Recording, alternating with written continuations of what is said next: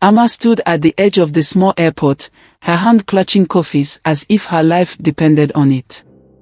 The sun had barely risen, but the air was thick with the emotions she struggled to contain. Kofi was leaving for Europe, a place she had only seen in movies and heard about in whispered conversations. It was a land of opportunities, they said. A place where fortunes were made. Yet, Amah felt a tightening in her chest that had nothing to do with the excitement of a new chapter in their lives. Kofi smiled at her, his face full of promise and ambition. "It won't be long," he said softly, squeezing her hand. "Just a few months, and I'll send for you. We'll build the life we've always dreamed of." His words were sweet, but the weight of uncertainty pressed down on her. She forced a smile, not wanting to burden him with her worries.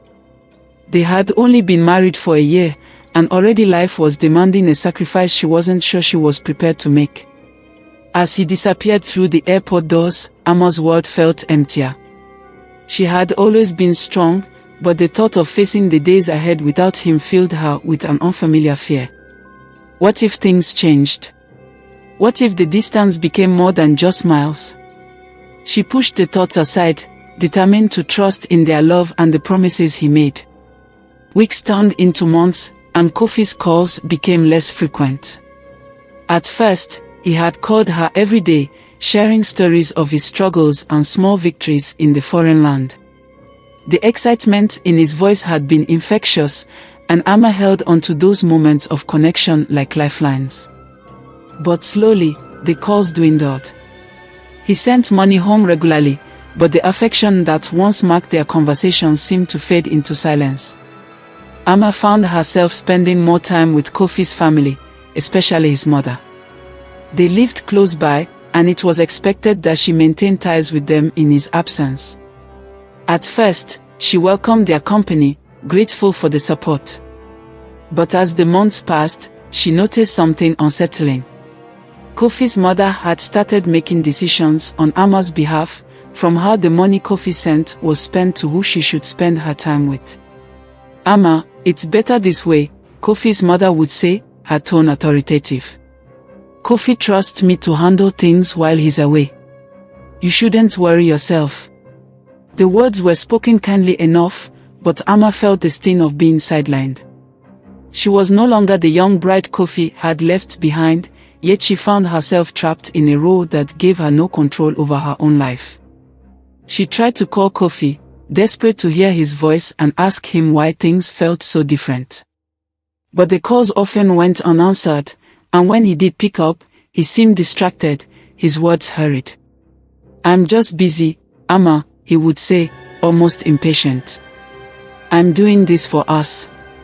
But the more distant he became, the more Amah felt like she was losing something precious, her sense of self. Amah stood by the window of their modest home, staring out at the empty street. Life had taken on a strange rhythm without Kofi, and though the money he sent was regular, it felt like a cold substitute for the warmth of his presence. She replayed his last call in her mind, the quickness with which he brushed her off still fresh in her memory. The words that used to bring her comfort, "I'm doing this for us," now felt hollow. Kofi had become a stranger to her, wrapped in a life thousands of miles away that she had no part in. She spent more and more time with Kofi's family, though the dynamic had shifted. His mother, once doting and considerate, now seemed to treat her more like a child in need of constant supervision. Whenever Amah made a suggestion about how to use the money Kofi sent, it was quickly dismissed. "That's not necessary," Kofi's mother would say, waving her hand dismissively. "We'll handle it." At first, Amah told herself it was temporary, that once Kofi returned, things would go back to normal. But as the months dragged on, the feeling of being trapped under the weight of his family's control began to suffocate her. There was a growing suspicion that things were not as they seemed, that Kofi's family was slowly tightening their grip on her life, her decisions, her future. One afternoon, Amah overheard a conversation between Kofi's mother and his older brother, Kojo. They spoke in low tones, unaware that she was nearby. "She's young, naive," Kojo said. If Kofi doesn't return soon, we'll need to ensure the family's interests are protected. Amah's heart raced. What did they mean by family's interests? Why were they speaking as if her life, her marriage, were something to be managed for the benefit of others? Amah couldn't shake the sense of unease that had settled deep within her after hearing that conversation. For the first time, she began to question Kofi's absence in a way she hadn't before. Was he really working hard to secure a future for them, or had the dream of fortune turned into something else? The silence between them was deafening, and she felt increasingly alone. She decided to visit her old friend, Afia, someone she hadn't spoken to in months. Afia was known for her sharp tongue and unfiltered opinions, and Amah hoped she could offer some clarity. Sitting under the shade of a large baobab tree, Afia didn't mince her words. Kofi's family has always been controlling. I'm not surprised they're making decisions without you. But you, Amah, you need to stand up for yourself. You're not a child. Amah nodded, but the knot in her stomach tightened. I don't know how, she admitted. It's like I'm in a cage and the bars are invisible. Kofi's mother has more power over my life than I do. Afia leaned forward, her eyes sharp with concern. Have you ever thought that maybe Kofi's family doesn't want him to come back? That maybe they benefit from this arrangement more than you realize. The suggestion sent a chill down Amah's spine. Could that be true? Could Kofi's family, the people she trusted, be manipulating the situation for their own gain? Amah tried to dismiss the thought, but once it was planted, it took root. The money, the control, the way Kofi's mother treated her like a pawn, it all started to make a sinister kind of sense. That night, Amah lay awake, staring at the ceiling. For the first time, she began to doubt not just Kofi's family, but Kofi himself. Was he as trapped in this web as she was, or had he woven it alongside them? The question swirled in her mind, heavy and unresolved, and for the first time since he had left, she began to consider the possibility that she might be better off without him. Days turned into weeks, and Amah found herself growing more isolated. Kofi's calls had become even less frequent, and when they did speak, the conversations were painfully short. He was always busy or tired, leaving her with more questions than answers. The promises of a better future that once filled her with hope now seemed like distant echoes. She could feel the emotional distance between them widening, as if an invisible wall had been built brick by brick. One evening, Amah decided to confront Kofi during one of their rare phone calls. She had rehearsed her words, wanting to keep her emotions in check, but when she heard his voice, everything spilled out. Kofi, what's happening between us? She asked, her voice trembling. You hardly call anymore. Your mother controls everything here, and I feel like I'm losing myself. Is this the life you promised me? There was a long pause on the other end of the line. When Kofi finally spoke, his voice was cold, detached. Amah, I told you from the beginning that things would be hard. I'm doing my best here. I'm sending money, aren't I? What more do you want from me? Amah's heart sank. It wasn't the money she wanted. It was him. The man she had married, the partner she had pledged her life to. But he seemed to have become someone else, someone she barely recognized. I don't know how much longer I can do this, Kofi, she whispered, tears stinging her eyes. Well, you'll have to figure it out, he said curtly. I have my own battles here. I can't be worried about everything back home. The line went dead, and Amah stared at the phone in disbelief. The man she had once loved so deeply now felt like a stranger. She was left with nothing but the suffocating silence of her empty home and the realization that she was truly alone. Kofi's abrupt response left Amah feeling more lost than ever, but it also ignited something within her, a desire to uncover the truth.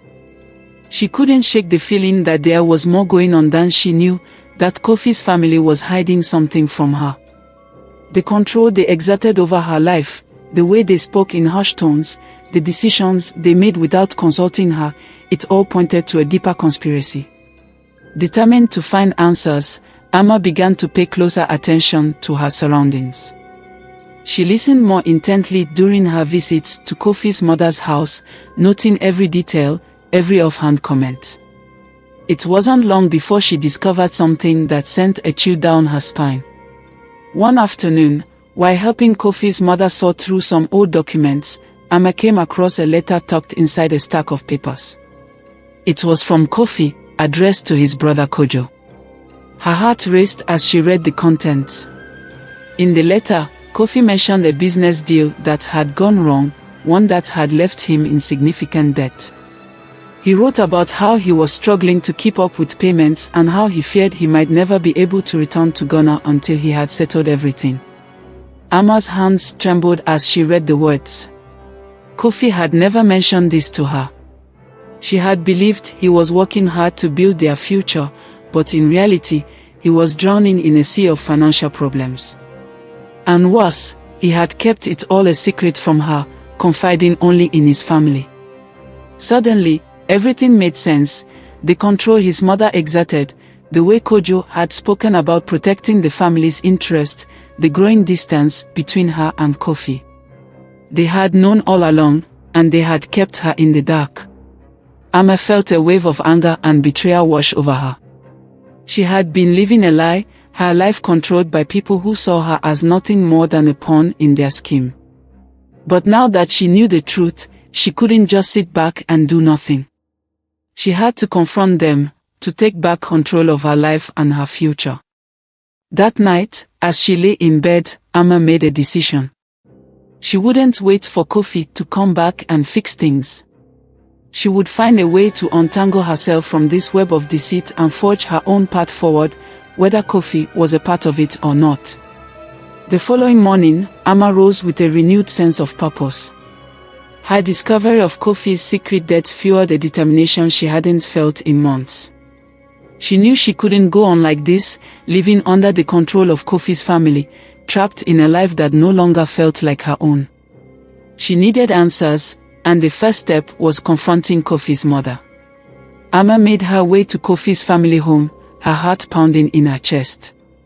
As she walked through the front door, the familiar smell of food and the sound of conversation greeted her. Kofi's mother was seated at the dining table, sorting through some papers. Amah paused for a moment, gathering her thoughts before stepping forward. Kofi's mother, Amah began, her voice steady but firm. "We need to talk." The older woman looked up, her eyes narrowing slightly as if sensing the shift in Amah's demeanor. "What is it, Amah? Is something wrong?" Amah took a deep breath, clutching the letter she had found the day before. "I found this," she said, handing the letter to Kofi's mother. "Why didn't you tell me about Kofi's death? Why did you hide this from me?" Kofi's mother's expression shifted from surprise to something colder, more calculating. She glanced down at the letter but made no move to take it. "It wasn't your concern," she said calmly. "Kofi didn't want to worry you. We've been handling things. Not my concern." Amah's voice rose with indignation. "He's my husband. I should have known about this from the beginning. You've been controlling everything, keeping me in the dark while my entire life unravels." Kofi's mother met Amah's gaze, her eyes hardening. "You're young, Amah. You don't understand how these things work. Kofi's family has always taken care of him, and now we're taking care of you, too. You should be grateful." "Grateful?" Amah's fist clenched at her sides. "For what? For being treated like a child? For being left out of decisions that affect my future? I'm not a pawn in your game, and I won't let you keep controlling my life." Kofi's mother stood, her face expressionless. "You may think you have control, but the truth is, Kofi isn't coming back anytime soon. He's tied up in more problems than you can imagine. If you were smart, you'd listen to us and do as we say." Amah's heart sank at the confirmation of her worst fears, but she refused to back down. I don't care how long Kofi is gone. I won't let you or anyone else make decisions for me anymore. This ends now. Without another word, Amah turned on her heel and left the house. As she walked away, her pulse racing, she felt an odd mix of fear and relief. She knew she had just severed an important tie, but she also felt liberated. For the first time since Kofi had left, Amah was beginning to reclaim her power. That evening, Amah sought out Afia once again. Her confrontation with Kofi's mother had shaken her, and she needed guidance.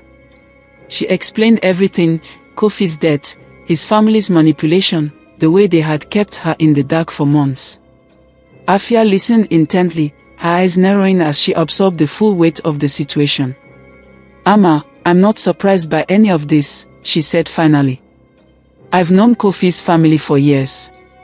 They've always been this way, controlling, secretive, and focused on their own interest. You were never going to come first in their eyes. Amah nodded, the weight of Afia's words settling over her. But what do I do now?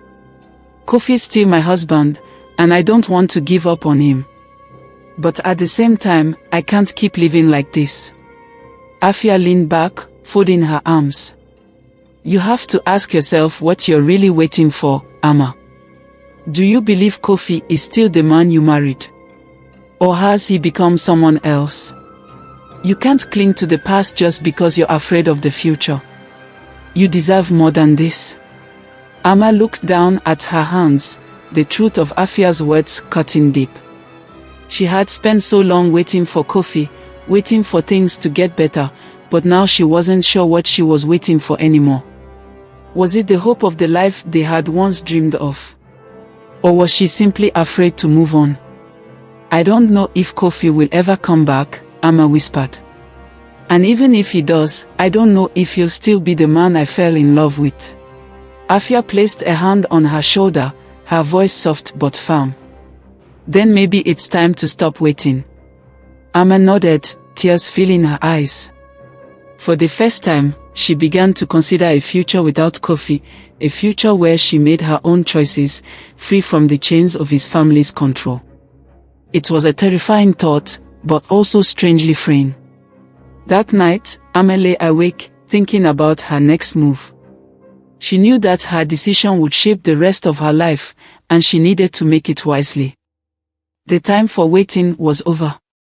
Now, she had to decide whether to walk away from the life she had once dreamed of, or to fight for a new path, one where she could truly be free.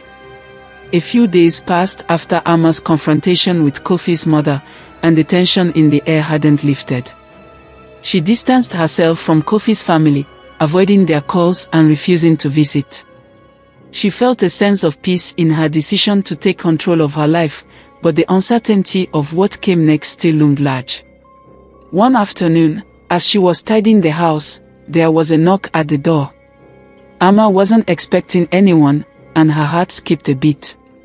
When she opened the door, she was startled to see Kojo standing there, a tight smile on his face.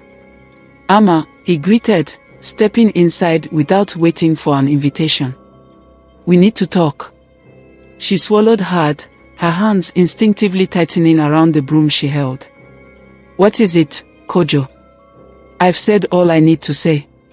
Kojo chuckled, but there was no warmth in it. You think it's that simple? After your little outburst at Mother's, you've left things in a mess. Kofi's situation is more complicated than you realize. Amah's eyes narrowed. I know about his death. And I know you've all been keeping secrets from me. I'm not going to be part of your plans anymore. Kojo's expression hardened.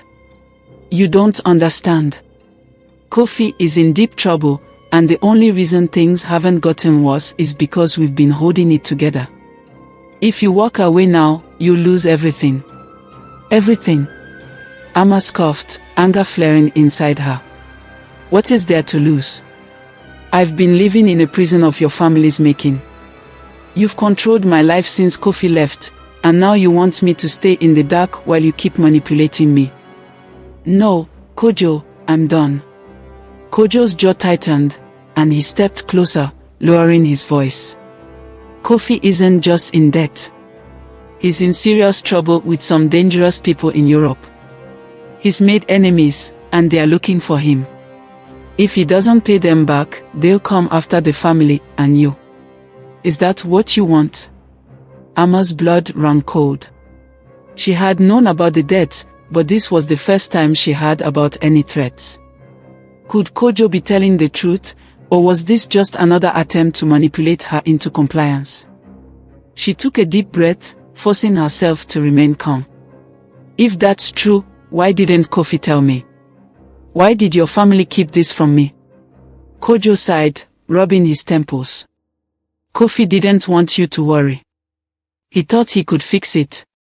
But things have gotten out of control, and now we need to act fast. You have a choice, Amah.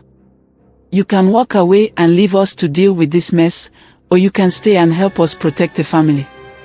Amah felt as though the room was spinning. Kojo's words echoed in her mind, stirring a storm of conflicting emotions. The thought of Kofi being in danger chilled her to the bone, but the idea of continuing to live under his family's control filled her with dread. Could she really stay and help people who had deceived her for so long? And what would it even mean to protect the family when all they had done was isolate her? She needed time to think. I need to talk to Kofi, Amah said, her voice firm. Kojo frowned. He's not answering calls right now. We've been trying to reach him, but... But what, Kojo? Amah interrupted. You're asking me to make decisions that affect my entire life, and you can't even get him on the phone. If Kofi is in danger, I need to hear it from him. Kojo's silence was telling. His eyes shifted, and for a brief moment, Amah saw a flicker of something. Was it guilt? Or perhaps fear? Whatever it was, it only solidified her decision. She wasn't going to be manipulated anymore, not by Kojo, not by Kofi's mother, and not by the shadows of threats she hadn't even been allowed to understand. If Kofi can't talk to me, I can't make any decisions, Amah said firmly. I'll figure out my own way forward.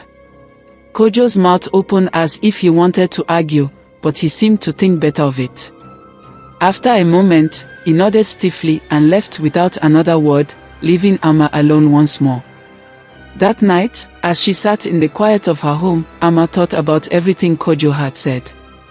The danger Kofi was in, the threats to their family, it was all too much to process. But something in her gut told her that Kojo wasn't giving her the full story. She couldn't trust them. Not anymore. She picked up her phone, her fingers trembling slightly as she scrolled through her contacts.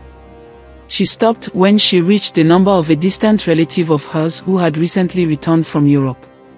His name was Kwame, and though they hadn't spoken in a while, she knew he had connections that might help her find the truth about Kofi's situation. If anyone could help her cut through the lies, it was him.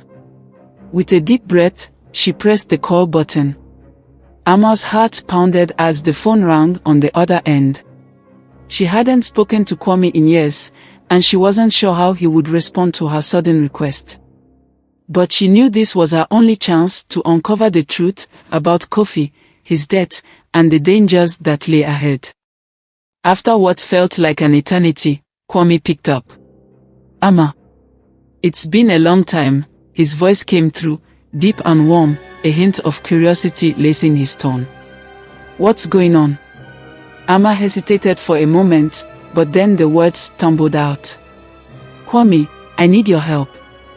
I know you've been to Europe recently, and you have connections there. It's about Kofi, my husband. He's in trouble, but no one is telling me the full story. I found out about some debts he owes, and his brother is saying that dangerous people are after him. I don't know who to trust anymore. There was a long pause on the other end. When Kwame finally spoke, his voice was serious. Amah, you're right to be cautious. I've heard rumors about Kofi, but I didn't know you were out of the loop. There's more to this than just a debt. From what I understand, Kofi got involved with some very bad people, and it's not just money they're after. There are ties to criminal groups, ones you don't want to cross. Amah's breath caught in her throat. She had feared this, but hearing it confirmed was overwhelming. What do I do, Kwame? I feel trapped. His family is hiding everything, and I don't even know where Kofi is right now. I'm afraid. Kwame's voice softened. First, you need to protect yourself. Don't let his family drag you into something you don't understand. You have to separate yourself from their mess, Amah. I'll make some calls, see if I can find out where Kofi is and what's really going on. But be careful, this could get dangerous. Amah thanked Kwame and hung up, her mind racing. She had finally uncovered part of the truth, but it only left her with more questions. What had Kofi gotten himself into? And how long had his family been hiding this from her? After her conversation with Kwame, Amah felt a strange mixture of relief and dread. The confirmation of Kofi's involvement with dangerous people weighed heavily on her heart, but at least she wasn't blind anymore. Now, she needed to act. The first thing she did was pack up a few important belongings. She didn't know what was going to happen next, but she knew she couldn't stay in her current situation much longer. The walls of her home felt too close, as though they were closing in on her. Kofi's family might come looking for her again, and this time, she wanted to be ready. She also needed to find a way to support herself. The money Kofi had been sending, what little there was no longer something she could rely on. His family controlled that too, and with the way things were unraveling, Amah knew they could cut her off at any moment. Amah decided to reach out to the women in her community for work. She was skilled in crafting and sewing, talents she had neglected while waiting for Kofi's return. Now, they could be her salvation. She spent the next few days reconnecting with old friends and neighbors, asking for any small jobs she could take on to support herself. It wasn't much, but it was a start. Her conversations with the women offered her a surprising sense of empowerment. They shared stories of their own struggles, some of them abandoned by husbands who had gone abroad and never returned, others finding ways to survive on their own. "We are stronger than we think," one woman told her, squeezing her hand. "You'll see, Amah. You don't need him." But even as she started to build a new life for herself, Amah couldn't stop thinking about Kofi. Where was he? What had he become? And most importantly, did he even care about her anymore?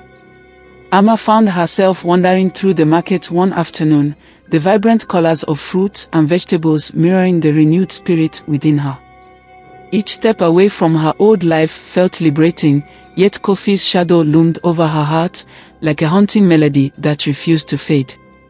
The laughter of children playing nearby reminded her of simpler times, moments spent dreaming about a future filled with love and security. But now, uncertainty clung to her like the oppressive heat of the day.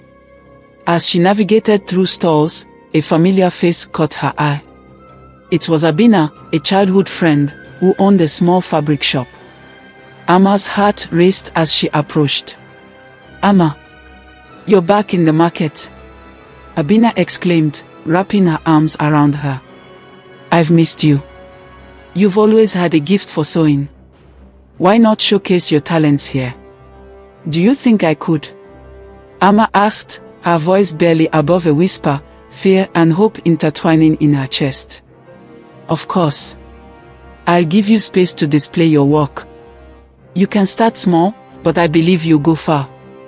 Women like us need to lift each other up," Abina replied, her smile brightening the space around them.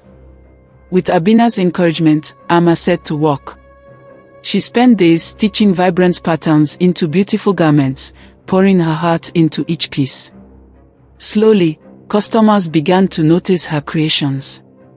The women from the community came to support her, and the fabric shop turned into a hub of camaraderie and resilience. As she sewed, Amah felt her confidence swell. She was reclaiming her life, one thread at a time. But despite her progress, Kofi's absence still haunted her. One evening, as she closed the shop, a chill ran down her spine. She had heard whispers of Kofi's name in the market, rumors of his involvement with dangerous individuals. A surge of determination coursed through her. She wouldn't allow his choices to dictate her fate. That night, as she lay in bed, Amah made a promise to herself: she would never be a victim of circumstance again. Weeks passed, and Amah's small business flourished. She had become a pillar of strength in her community, inspiring others with her story. One day, while arranging fabrics in her shop, a woman approached her. "Amah, I've heard your story," she said. "You're an inspiration. I have a friend in Accra who needs a skilled seamstress. Would you be interested in a larger opportunity?" Amah's heart raced at the thought of a new adventure, but hesitation crept in. Would this lead her further from Kofi or closer to freedom? But then she remembered the warmth of her community and the power she felt when she created. This was her chance to step into a brighter future. "I'll take it," she replied, her voice steady. Amah's decision sent ripples through her life. She secured the job in Accra and set out with excitement and fear. The bustling city was a whirlwind of sounds and sights, overwhelming yet invigorating. She worked tirelessly, gaining recognition for her designs and earning a decent income. Despite her success, Kofi's memory lingered. She learned of his whereabouts through mamas in the market. He was back in their village, rumored to be in trouble. A wave of conflicting emotions washed over her. Part of her ached for the man she had once loved, but another part felt anger at the choices he had made. One evening, as she stood on her small balcony overlooking the busy street, Amah reflected on her journey. She had faced abandonment and despair but had emerged stronger than ever. She had chosen her path, no longer tethered to Kofi's shadow. With newfound resolve, Amah made her way back to the village, determined to confront her past. When she arrived, the familiar sights felt bittersweet. She found Kofi sitting under a tree, looking weary and worn. The sight of him stirred emotions she thought she had buried. "Amah," he said, surprise flickering across his face. "You've changed." "I have," she replied, her voice firm. "I won't allow you or your family to control my life any longer. I'm here to reclaim what's mine and to let you know I'm moving on." Kofi's expression faltered. "I was trying to protect you, Amah." "You were trying to control me," she interrupted, her heart racing. "You made choices that put us both in danger. I refuse to be a pawn in your life anymore. I have found my strength." Kofi's silence spoke volumes. In that moment, Amah realized she didn't need his approval or love to validate her existence. She was enough, just as she was. Amah returned to Accra with a heart full of clarity and purpose. She continued to build her business and foster connections within her community. The experience had taught her the value of self-reliance and resilience. As she sat in her shop, surrounded by vibrant fabrics and laughter, she felt a sense of fulfillment she had never known. Amah had transformed her pain into power, and her story became a beacon of hope for other women seeking freedom from the shackles of dependency. In the end, Amah learns that while love and loyalty are important, self-respect and independence are crucial. Betrayal can come in many forms, even from those closest to us, but finding one's strength in the face of deceit is the key to true happiness. Money and fortune may build walls, but only trust and respect can sustain a relationship. Thank you for watching. Please subscribe for more captivating story.